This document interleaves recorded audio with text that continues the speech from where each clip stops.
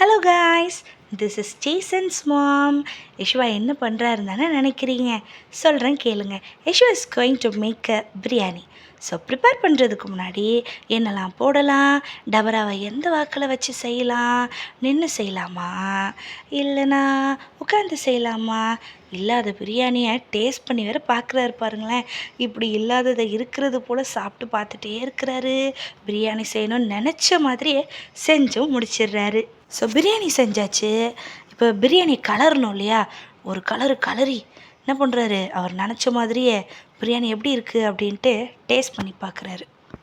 So நீங்களும் Yeshua செய்த பிரியாணியை டேஸ்ட் பண்ணணும்னு நினச்சிங்கன்னா கொளத்தூர் வெற்றி நகரில் அவைலபிளாக இருக்கும். ஸோ பாருங்கள், எனக்கு கூட அவர் பிரியாணி டேஸ்ட் பண்ண கொடுத்துருக்காரு. வேறு லெவலில் இருக்குங்க.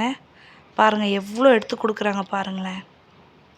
பாப்பா எவ்வளோ கரண்டி நிறைய சாப்பாடு. எனக்கு வயிறே ஃபுல்லாகிடுச்சுங்க. அவர் சொல்கிறாரு டிஃபன் பாக்ஸில் கூட நீங்கள் வந்து வாங்கிட்டு போகலாமா. ஒரு ஸ்கூப் பார்த்தீங்கன்னா 500 ருபீஸ் அப்படின்னு சொல்கிறாரு. பாருங்கள் எவ்வளோ சாப்பாடு கிடைக்குது உங்களுக்கு ஒரு ஸ்கூப்பில். ஆமாம், இப்போது ஒரு கரண்டி சாப்பாடு எவ்வளோ பார்த்தீங்கன்னா 1000 ரூபா அப்படின்னு சொன்னார். அதில் பார்த்தீங்கன்னா உங்களுக்கு கறியும் வந்து கிடச்சிரும். ஸோ நீங்கள் 1000 ருபீஸ் கொடுத்து வாங்கிக்கலாம். உண்மையாகவே சூப்பராக இருக்கான். 1000 ருபீஸ்க்கு வந்து ஒர்த்தான ஒன்று அப்படின்ட்டு அவர் சொல்கிறாரு. ஸோ உங்களுக்காகவே வந்து தன்னுடைய கையையும் கரண்டியையும் யூஸ் பண்ணி பயங்கர எஃபர்ட் போட்டு செஞ்சுருக்காராம். நீங்கள் வருவீங்கன்னு நம்பி டபராவெல்லாம் மூடி வைக்கிறாரு. ஏன்னா சூடு ஆறிடக்கூடாது இல்லையா, அதனால். உங்களுக்காக பாருங்களேன், அந்த மூடின டபராவை தரையில் கூட வைக்கலைங்க.